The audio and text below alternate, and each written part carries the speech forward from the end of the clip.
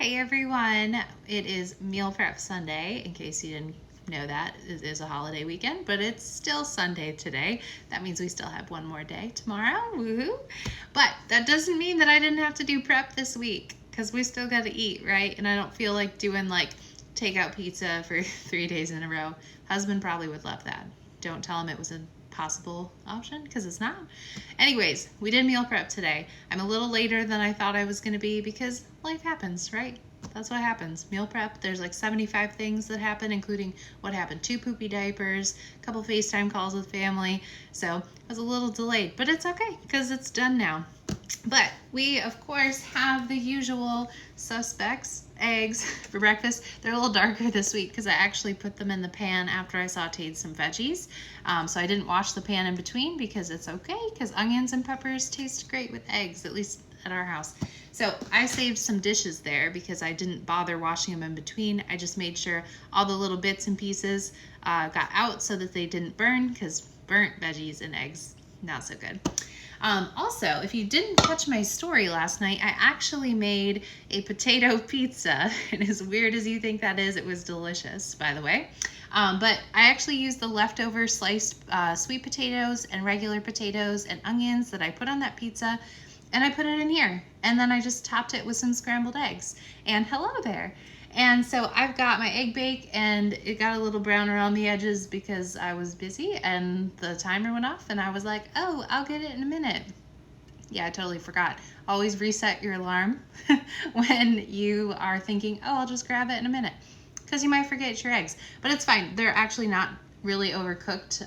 They're still like soft and fairly fluffy. It's just, I think, browned a little more around the edges on some sides. But see, there's potatoes in there. Yeah. Okay. So that is my egg bake for the week. I really needed to get back into that because you know what I've been finding?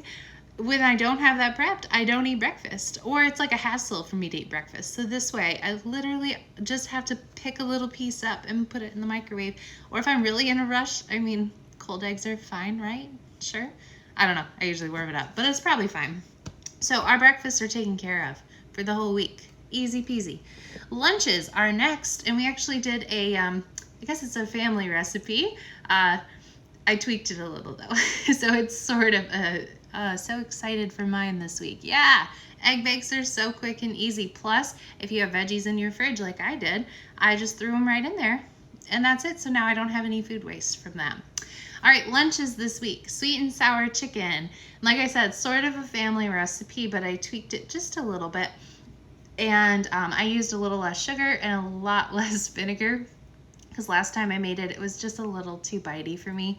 But that's just my opinion. You might like more of the sour. I like a little more of the sweet from the orange juice and the pineapple juice. Anyways, here is our sweet and sour chicken. And my trick to making this super duper fast is I used the pre-cooked chicken that I spent all that time on last week. And so all I had to do today was make the sauce. And then normally I wouldn't have to make the rice, but I actually needed like 2 sections of rice, one for this and one for something we're having for dinner. And I only had 1 package in the freezer. So I thought, you know what, instead of making just a little bit of rice, I'm gonna make a whole batch of rice, add 1 more to the freezer for next time, and then we'll be all set for like 3 more times. I had to count that. Whoa, math is hard today. But anyway, sweet and sour chicken was super duper easy. The frozen veggies, the chicken was already cooked. The rice was really quick. I just did it in the pressure cooker. And the sauce was just a quick stovetop thing with like a few ingredients. Super fast lunch, feeds us all week. Yum. Actually, I'm really not that big of an Asian food fan, but it'll still be fine. Extra veggies in mine. Okay, 3 dinners as usual. And the first one are burgers. No, they're not overdone. I don't know why they look so dark. But anyways, burgers are done. So my little trick there is they're just slightly undercooked, okay? Why? Because we're gonna reheat them. So I just slightly undercooked them, and now I feel like I need to wash my hands because I just touched one. But slightly undercooked, and then when you reheat them, you don't wanna overheat, okay? So I usually put them in a little bowl with just a little bit of water, not much. You're not making hamburger soup, or if you are, then I guess add broth, not water. I don't know. Anyways, a little bit of water in the bottom of your bowl or plate. I like the bowl better. And then you just put it in there for try 30 seconds, and then touch it if it's touched and you're like, ooh, hot, done. If you touch it and you're like, I don't know if it's warm, it's not done. A few more seconds. But I promise it doesn't taste overcooked when you're done. Now, these, of course, I make mine kind of small because I'm not like a huge, like gigantic burger fan unless I'm at some really cool restaurant, probably that Guy Fieri was at. But most of the time on like a regular weeknight, I don't want like this gigantic burger. And the husband doesn't complain because we're using beef that was actually a roast, like a very lean cut of beef that my dad actually ground up himself, and he threw in some bacon. All right, so the bacon brings in that fat that you need to cook a really good burger. And so they're a little smaller, but they have a lot of great flavor. Okay, that is dinner number 1. Dinner number 2 is actually something super quick and easy that's actually a cheesy nutrition recipe, and it's got like a handful of ingredients, some of which you probably already have at home. And if you are doing low carb, this is a super low carb one because it actually doesn't have noodles or anything in it. It's just tomato sauce, peppers, onions. Oh, actually it does have some brown sugar, so omit that if you are doing really low carb. And then you've got your sausages in there. So all you do is you mix together everything except the sausages in a pan. You put your sausages on top, you cover it up, and then you bake it. I do 350, but honestly, if the oven's on, just use whatever temperature it's at. So cover it, bake it until the sausages are fully cooked, and then you take it out and we serve it with whole wheat penne. But if you're doing really low carb and you still eat cauliflower, you can use like the cauliflower or riced cauliflower. You could even do spaghetti squash, which does have a little bit more carb than say the cauliflower, but not really all that much, and it's super filling and delicious. Or you can just eat it as is. It's pretty delicious as is, honestly. If you are not doing low carb, you can also do brown rice. You could do quinoa. Basically any type of grain or grain-like thing. It's totally good with that. All right, super quick and easy. That's dinner number 2. Now dinner number 3 is also a family recipe. This is one that the husband asks for all the time, but I don't make all that often. Stuffed peppers. Do you guys like stuffed peppers? They are really good. Ooh, I almost dumped the sauce everywhere. Don't do that. All right, so I've got peppers. They are stuffed with a combination of beef and sausage, and then brown rice. Now I already cooked the brown rice. If you use the minute rice, you might be able to get away with not cooking it, but I don't like crunchy bits in my stuffed peppers. I want them fully cooked and not like, is that rice or is that my tooth? I don't really know. So basically I just mix the cooked brown rice, some paprika, those 2 meats. I do a little bit of diced onion. You don't have to. Mix it all together, and then I make it into like big balls. Ignore how terrible that sounds. Make it into big meatballs, and then I put it in a half a pepper each for each. Yeah, that was hard to say. But last night my dad was like, oh, I just saw something really cool where somebody stuffed an onion. And I was like, with what? And he said something kind of like a meatball, and then they put like barbecue sauce on top, and I'm thinking, no, wait a second. There's usually some leftover meat, and I like onions. So you can't really see it in there, but I totally stuffed an onion instead of a pepper for one of these. So I'm really excited to try it. It could be terrible, but I can't imagine why. It's an onion stuffed with a meatball in a tomato sauce. What's wrong with this? Nothing, right? Unless you're allergic to onions. But anyways, these are stuffed peppers. So I know a lot of times people will make stuffed peppers and eat them with like brown rice, or they'll just eat them plain. But my husband's family has always done mashed potatoes. Who knew? I think it's delicious, and I'll honestly use any excuse to make mashed potatoes because I love mashed potatoes. It reminds me of the time I got my wisdom teeth out, and instead of eating like popsicles or like fruit juice like most people do, my mom made me homemade mashed potatoes the first day, and it was like, nope, eating nothing else, just these homemade.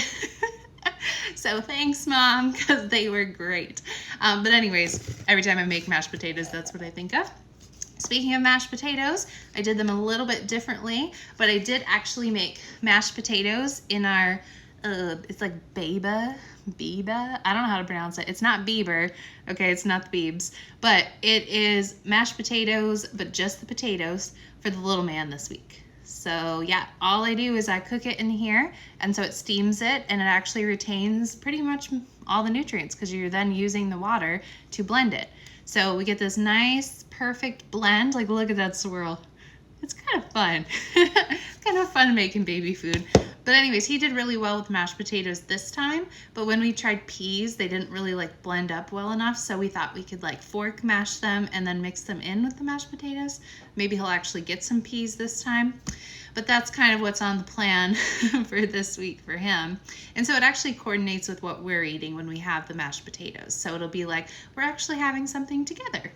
So that's pretty cool. One more thing that I did. Oh, those are still hot. So in the meantime, I'm going to tell you a different thing.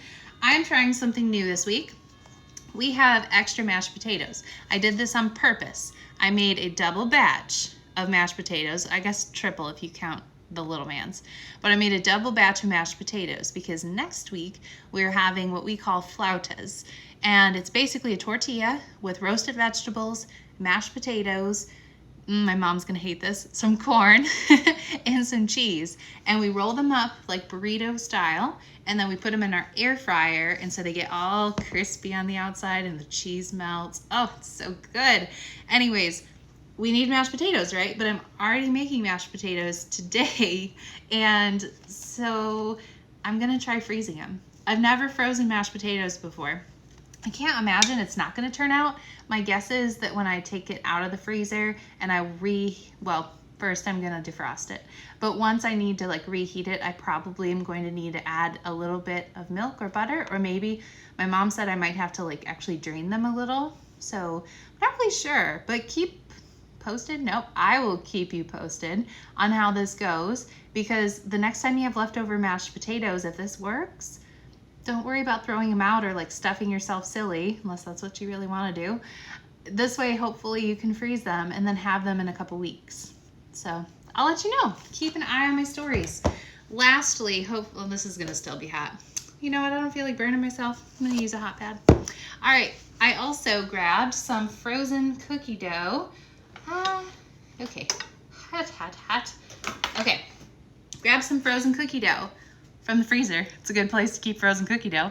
And okay, don't mind the stupid looking one. Look at the prettier ones. All right, okay, gonna drop it. All right, frozen sugar cookie dough that I froze, I don't know, the last time my mom was here, so like a few weeks ago. And we froze a little bit extra and just wrapped in some saran wrap, and then I marked it. Yep, apparently I'm a puppet show.